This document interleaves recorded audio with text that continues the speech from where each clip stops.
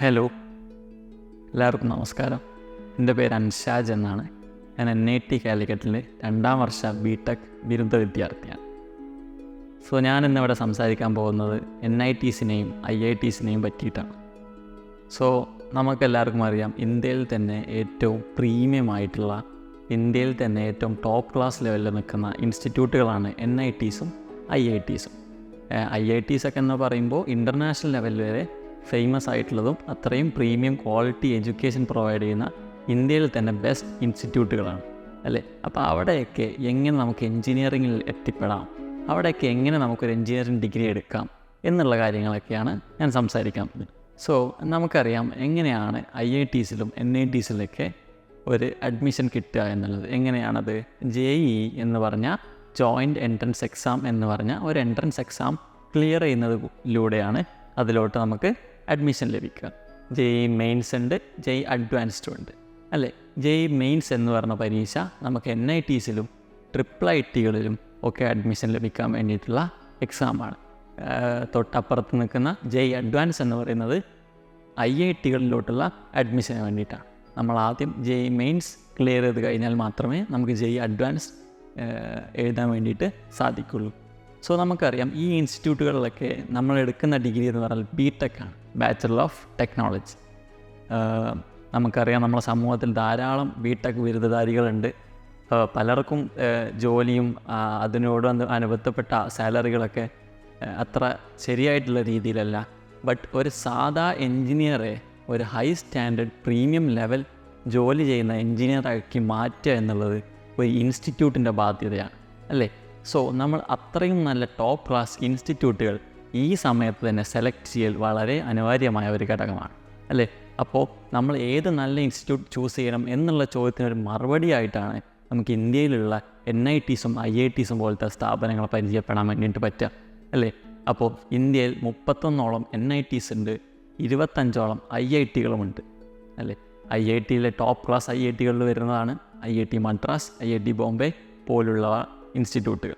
NITയിൽ നോക്കുകയാണെന്നുണ്ടെങ്കിൽ NIT Trichy, NIT Surathkal, NIT Calicut, ഇതൊക്കെ NITസിലെ top 5 റാങ്കിങ്ങിൽ വരുന്ന ഇൻസ്റ്റിറ്റ്യൂട്ടുകളാണ്. ഇവിടെയൊക്കെ പഠിച്ചിറങ്ങിക്കഴിഞ്ഞാൽ ആണ് നമ്മളൊരു നല്ല പ്രീമിയം ലെവൽ ജോലി കിട്ടുന്ന എൻജിനീയറായിട്ട് നമുക്ക് നമ്മളെ തന്നെ വിലയിരുത്താൻ വേണ്ടിയിട്ട് പറ്റുള്ളൂ. ക്യാമ്പസ് പ്ലേസ്മെൻറ്റുകളും അതുമായി ബന്ധപ്പെട്ട നല്ല ജോലികളും കിട്ടുന്നത് ഇതുപോലത്തെ നല്ല ഇൻസ്റ്റിറ്റ്യൂട്ടുകളിൽ നമ്മൾ പഠിച്ചിറങ്ങുമ്പോഴാണ്. അതുപോലെ തന്നെ നമുക്ക് പിന്നെ ഉണ്ടാകുന്നൊരു ടാഗ് ലൈനാണ് IITN, NITN. നമുക്ക് ഏത് ജോലിക്ക് അപ്ലൈ ചെയ്യുമ്പോഴും അല്ലാന്നുണ്ടെങ്കിൽ നമ്മൾ തുടർ പഠനത്തിന് പോകുമ്പോഴും ഏതൊരു അവസരത്തിലും നമുക്ക് ഉപയോഗിക്കാൻ പറ്റുന്നതാണ് IITN, NITN എന്ന് പറഞ്ഞൊരു ടാഗ് അല്ലേ. അപ്പോൾ ഇതുപോലത്തെ എക്സാംസും ഒക്കെ ക്ലിയർ ചെയ്താലാണ് നമ്മൾ IITസും NITസും പോലത്തെ ഇൻസ്റ്റിറ്റ്യൂട്ടുകളിൽ എത്തിപ്പെടാൻ വേണ്ടിയിട്ട് പറ്റുക. ഇപ്പോൾ ഞാൻ പഠിക്കുന്നത് NIT കാലിക്കറ്റിലെ സിവിൽ എഞ്ചിനീയറിംഗ് ആണ്. നമ്മൾ IITസും NITസും നോക്കുമ്പോൾ നമ്മൾ ഏത് ബ്രാഞ്ച് പഠിക്കുന്നു എന്നുള്ളതിനേക്കാൾ നമ്മൾ ആ ഇൻസ്റ്റിറ്റ്യൂട്ടിൽ പഠിക്കുന്നു എന്നുള്ളതിനാണ് കാര്യം. അതായത് നമ്മൾ ടോപ്പ് ലെവൽ ഇൻസ്റ്റിറ്റ്യൂട്ടിൽ പഠിക്കുമ്പോൾ അവിടെ കമ്പ്യൂട്ടർ സയൻസ് പഠിച്ചാലും മെക്കാനിക്കൽ സയൻസ് പഠിച്ചാലും നമുക്ക് ഒരേ ഓപ്പർച്യൂണിറ്റിയിൽ എത്താൻ പറ്റും. നമ്മൾ ഏത് ഇൻസ്റ്റിറ്റ്യൂട്ടിൽ എന്നുള്ളതാണ് ഏറ്റവും കൂടുതൽ ഇമ്പോർട്ടൻറ്റ്. നമ്മളെല്ലാവരും ബ്രാഞ്ച് ചൂസ് ചെയ്യുന്നതിനേക്കാൾ കൂടുതൽ ശ്രദ്ധിക്കേണ്ടത് ഇൻസ്റ്റിറ്റ്യൂട്ട് ചൂസ് ചെയ്യുന്നതിലാണ്. അങ്ങനത്തെ ഇൻസ്റ്റിറ്റ്യൂട്ട് ചൂസ് ചെയ്യാനും IITസിലും NITസിലൊക്കെ BTech ചെയ്യാനും നമ്മളെ ഫസ്റ്റ് സ്റ്റെപ്പ് എന്താണ്? Clearing the JEE mains and JEE advance exam. For that you need hard work, perseverance, consistency, dedication and confident in your self. നമ്മൾ ആരൊക്കെ എന്തൊക്കെ പറഞ്ഞാലും നമ്മളിൽ ഒരു വിശ്വാസം ഉണ്ടാവണം. നമ്മൾ ഇന്ന നിലയിലെത്തും, നമ്മൾ ഈ എക്സാം ക്ലിയർ ചെയ്യും എന്നുള്ളൊരു വിശ്വാസം നമ്മൾ തന്നെ അർപ്പിച്ചിട്ട് വേണം നമ്മൾ എൻട്രൻസിലോട്ട് ഫോക്കസ് ചെയ്യാൻ വേണ്ടിയിട്ട്. നമ്മൾ സിസ്റ്റമാറ്റിക് ആയിട്ട് പഠിച്ചു കഴിഞ്ഞാൽ, ഇപ്പോൾ റിപ്പീറ്റർ പ്രോഗ്രാം ചെയ്യുന്ന ആളാണെന്നുണ്ടെങ്കിൽ 1 വർഷത്തെ പഠനമാണ് അല്ലേ. അപ്പോൾ 1 വർഷത്തിൽ നമ്മൾ പ്രിപ്പയർ ചെയ്യുമ്പോൾ നമുക്ക് ചിലപ്പം അതിൻ്റെ ഏതെങ്കിലും ഘട്ടത്തിൽ വെച്ചിട്ട് നമ്മൾ തളർന്നു പോകാനുള്ള ചാൻസ് ഉണ്ട്. നമ്മൾ പഠനത്തിലോ അല്ലെങ്കിൽ പരീക്ഷകളിലോ മാർക്ക് കുറയുമ്പോൾ നമ്മൾ തളരാനുള്ള ചാൻസ് ഉണ്ട്. നമ്മൾ അവിടെ എന്ത് ചെയ്യണം? നമ്മളെ തന്നെ മോട്ടിവേറ്റ് ചെയ്യണം.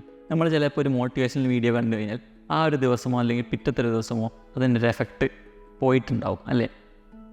നമ്മളെ തന്നെ മോട്ടിവേറ്റ് ചെയ്യുമ്പോഴും നമുക്ക് എല്ലാ ദിവസവും ഓരോ സന്ദർഭങ്ങളിലും നമുക്ക് നമ്മളെ മോട്ടിവേറ്റ് ചെയ്യാൻ വേണ്ടിയിട്ട് പറ്റും. നമ്മൾ സെൽഫ് മോട്ടിവേറ്റഡ് ആയിരിക്കുക, നല്ല രീതിയിൽ ഹാർഡ് വർക്ക് ചെയ്തിട്ട് പഠിക്കുക, കൺസിസ്റ്റൻസിയോടെ പഠിക്കുക. എന്നിരുന്നാലേ നമുക്ക് JEE പോലത്തെ ഹൈ ലെവൽ എക്സാംസ് ക്ലിയർ ചെയ്യാൻ വേണ്ടിയിട്ട് പറ്റുള്ളൂ. ഓക്കെ, അപ്പോൾ എല്ലാവരും നല്ല രീതിയിൽ പഠിക്കുക. All the very best. Thank you.